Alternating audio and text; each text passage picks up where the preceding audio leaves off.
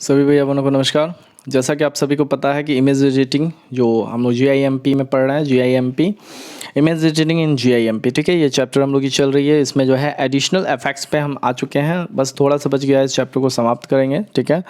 और चैप्टर समाप्त होने के बाद से आपको जो है इस वीडियो के लास्ट तक आप बने रहिए, क्योंकि जो है इस वीडियो के लास्ट में मैं आपको क्वेश्चन आंसर संबंधित कुछ चीज़ें बताने वाला हूँ। इस वजह से मैं चाहूँगा कि आप इस वीडियो को लास्ट तक आराम से देखें, ठीक है। तो चलिए एडिशनल इफेक्ट्स पे चलते हैं। एडिशनल इफेक्ट्स, इसमें बहुत सारे ऐसे टूल्स होते हैं जो कि एडिशनल इफेक्ट्स जो है डालते हैं, यानी कि हमारे इमेज जो होते हैं उसमें जो है अलग अलग प्रकार के इफेक्ट्स जो है हम डाल सकते हैं। और ये इफेक्ट्स क्या क्या होते हैं, तो it provides the different options like the distorts, enhance, noise, etc. that helps to reshape or the modify an existing picture, text or images by the applying special effects on it. I-wrap बोलते हैं. It enables to modify the shape of image by moving, reeling and shrinking the area of an image. To apply such effects, click on the filter मेनू होती है, ठीक है। आप सभी जब मेनू बार पे जाएंगे, ठीक है ना, तो वहाँ पे जो है और बहुत सारे मेनूज़ होते हैं, तो उसमें फ़िल्टर मेनू भी होती है। तो फिल्टर मेनू पे जाएंगे, उसके बाद से फिल्टर मेनू पे जैसे ही जाते हैं, ठीक है ना, तो उसमें जो है एक आई रैप जो है करके पूरी की पूरी यहाँ पे लिस्ट जो है आ जाती है, ठीक है ना। जो आपकी इफ़ेक्ट्स होती है उस इफ़ेक्ट्स की यहाँ पे लिस्ट आ जाती है। तो लिस्ट में जैसे ही डिस्टॉर्ट्स पे क्लिक करेंगे तो उसमें जो है देखेंगे आई रैप आ रही है, यानी कि आप यहाँ देखोगे पूरी की पूरी जो है डिटेल में। फ़िल्टर पे सबसे पहले क्लिक करना है, ठीक है। फ़िल्टर पे क्लिक करने के बाद से जो मेनू खुल रही है उसमें आप देखोगे यह आपकी मेनू है डिस्टॉर्ट्स, और उसके बाद से डिस्टॉर्ट्स पे जब आप क्लिक करते हो तो यहाँ पे एक और मेनू खुलती है, इसमें आपको आई रैप पे क्लिक करना है, ठीक है। आई रैप पे क्लिक करोगे, फिर आई रैप पे जैसे ही क्लिक करते हैं तो इस प्रकार से आपकी इमेज बनती है। IWarp dialog box appears, IWarp dialog box यहाँ पे अपीयर हो गई। अब इसमें ब्लेंडिंग करते हैं हम लोग इमेज को, क्या क्या करते हैं आप देखोगे यहाँ। सबसे पहले यहाँ पे सेटिंग में जाकर के जो है डिफॉर्म मोड है, यानी मूव, ठीक है। फिर यहाँ रिमूव, श्रिंक, स्ट्रील। कभी कभी आप लोग देखते होंगे कि आपकी जो इमेज होती है वो स्टिकर के रूप में होती है, यानी कि उसकी जो बैकग्राउंड होती है वो बैकग्राउंड आप कहीं पे भी किसी भी लेयर पे डालोगे तो उसकी बैकग्राउंड जो है नहीं आती है, ठीक है। तो वो जो इमेज हम लोग तैयार करते हैं वह इमेज जो है इसी के द्वारा जो है तैयार होती है, ठीक है।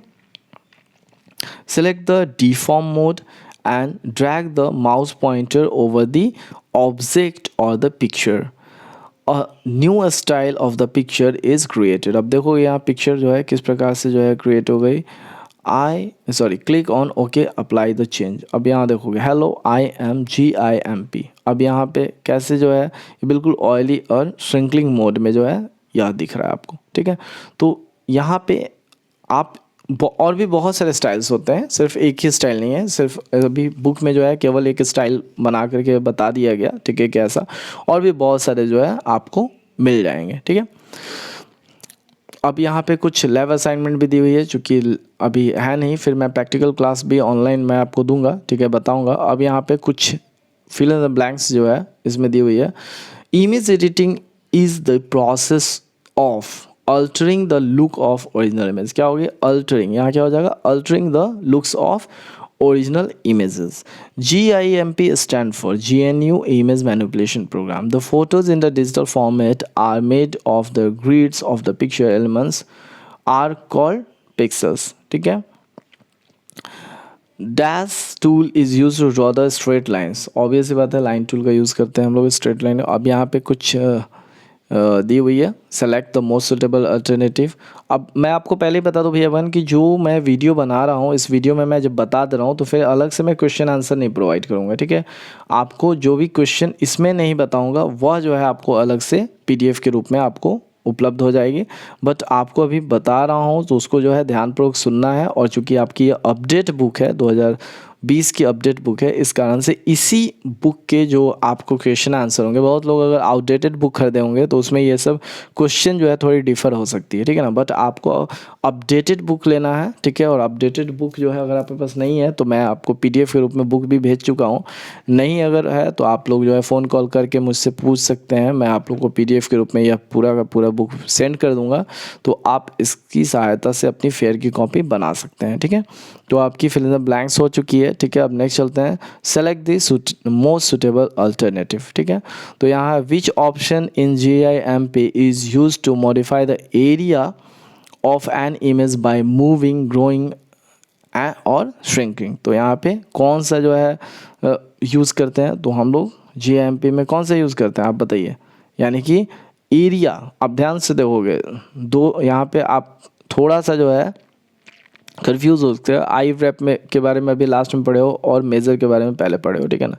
तो यहाँ पे पेंसिल और फ्री सिलेक्शन ये तो होगा ही नहीं, ठीक है ना। पहले ये दोनों दो, अब आ गई यहाँ पे 50-50 है, तो 50-50 में कौन सा सही होगा, ठीक है, यह जो है प्रश्न है। तो पहले प्रश्न एक बार और पढ़ेंगे, which option in GIMP is use to modify the area, यानी एरिया को मॉडिफाई करता है वो, ठीक है, of an image, moving, growing और श्रिंकिंग। अब यहाँ पे मैं थोड़ा सा पीछे आपको लिए चलता हूँ, ठीक है। जब आपने आई रैप के बारे में पढ़ा था तो आई रैप के बारे में जो है क्या पढ़ा था, it enable to modify the shape, ठीक है। अब ध्यान से देखो, यह शेप को मॉडिफाई करता है इमेज को, ठीक है, मूविंग, रीलिंग, श्रिंकिंग, ठीक है, of the area of an image, ठीक है। तो अभी जस्ट आपने जो है कंप्लीट किया आई रैप, ठीक है। और जबकि हमने जो है जब पहले पढ़ा था, ठीक है, तो पहले के टूल के मेज़र में पढ़ा था, तो मेज़र में देखो क्या पढ़ना था, मेज़र में एंगल जो है, यानी कि it is use to measure the distance of the angle, यानी एंगल को जो एंगल का जो डिस्टेंस है उसको जो है यह मेज़र करता है, ठीक है। तो हमारा सही आंसर क्या होगा, ठीक है, सही आंसर क्या होगा, तो आई रैप होगा, ठीक है। यानी कि हमारी क्वेश्चन नंबर फर्स्ट जो है, ठीक है, क्वेश्चन नंबर फर्स्ट की आंसर होगी 1 आई रैप, ठीक है। नेक्स्ट है, the different tool are contained in, tools जो है किस में रहती है, तो ये तो बहुत आसान है, ठीक है, टूल बॉक्स में रहती है, ठीक है, ऑप्शन 4। नेक्स्ट है, the tool that helps to write text in horizontal direction is called as, यानी हॉरिजॉन्टल डायरेक्शन में होती है उसको हम क्या कहते हैं, ठीक है। वैसी टूल, ध्यान से सुनेंगे, the tool that helps to write text, यानी टेक्स्ट को राइट करने में मदद करती है जो हॉरिजॉन्टल डायरेक्शन में, यानी कि हम इस प्रकार से कोई भी चीज़ लिख सके, ठीक है। तो हमें टेक्स्ट टूल की मदद से हम कोई भी टेक्स्ट को आसानी से हॉरिजॉन्टल फॉर्म में लिख सकते हैं, ठीक है ना। नेक्स्ट है, which feature in GIMP helps to protect a particular area of an image where changes can not be applied, यानी कि किसी प्रकार का कोई भी चेंजेस जो है नहीं करना चाहते हैं उसके लिए क्या है, तो मास्क। यहाँ पे आप देखोगे मास्क, और पहली चीज़ तो फ्लिप और राइट रैप होगा नहीं, मास्क और यहाँ पैथ दिया हुआ है, ठीक है। अब इन दोनों में से कौन सा होगा, ठीक है। तो पैथ के बारे में मैंने इससे पहले बताया, ठीक है। मास्क के बारे में आपको डिफाइन नहीं किया हूँ, ठीक है, तो पता नहीं मास्क के बारे में जो है इस टूल में दिया भी हुआ है कि नहीं दिया हुआ है, फिर से एक बार देख लेते हैं, फिर आपको डिफाइन भी कर दूंगा अगर नहीं किया होगा तो मुझे लगता है कि मास्क जो है कहीं भी नहीं दी हुई है ना, मास्क टूल कहीं नहीं दी हुई है, लेकिन इसका आंसर वैसे मास्क ही होगा, मैं आपको बता दूं, ठीक है। Blend tool, ellipse tool, eraser tool, text tool, bucket tool, paint brush tool, rectangle tool and pencil tool, mask होगा इसका आंसर, ठीक है। तो इसका आंसर मास्क लिख देंगे, ठीक है। नेक्स्ट है, answer the following question, what is image editing, name 4 image editing software, ठीक है। तो मैं भैया बहन आपको फिर से बता दूं इमेज एडिटिंग क्या है। तो image editing is the process of altering the look of an image, यानी कि जब हम किसी खास इमेज की लुक को थोड़ी सी अल्टरिंग करते हैं उसे हम इमेज एडिटिंग कहते हैं। Name for image editing software तो आपने ऊपर जो है पढ़ा, ठीक है। एडोब फोटोशॉप हो गई, पिकासा हो गई, ठीक है, फिर GIMP हो गई, ठीक है ना। तो इस तरह से बहुत सारे ऐसे सॉफ्टवेयर हैं जो कि आपके बुक में भी दिया हुआ है। Right the use of healing tool and clone tool. Healing tool और क्लोन टूल का क्या यूज़ है, तो चलिए इसका क्वेश्चन आंसर मैं आपको जो है प्रोवाइड कर रहा हूँ, ठीक है। आप इस जो वीडियो देख रहे हैं इस वीडियो के डिस्क्रिप्शन आप चेक कर लो, डिस्क्रिप्शन में एक लिंक दी हुई है। उस लिंक पे जैसे ही आप क्लिक करोगे, ठीक है ना, तो आपको PDF फॉर्मेट में वो जो है पूरा का पूरा क्वेश्चन आंसर डाउनलोड हो जाएगा और आप आसानी से जो है क्वेश्चन आंसर अपने बुक में कर लोगे, ठीक है। तो इस वीडियो के डिस्क्रिप्शन में लिंक दी हुई है, ठीक है, क्वेश्चन आंसर की PDF लिंक दी हुई है, उस पर जैसे क्लिक करोगे तो वो डाउनलोड हो जाएगा, ठीक है। तो चलिए देर ना करते हुए आप जल्दी जल्दी क्वेश्चन जो है PDF फॉर्म में जो है डाउनलोड कर लीजिए। देन आफ्टर आप लोग जो है इसे कर लोगे, ओके। चलिए फिर मिलते हैं फिर नेक्स्ट अपडेट के साथ। चलिए स्वस्थ रहिए, व्यस्त रहिए और पढ़ाई कीजिए। धन्यवाद।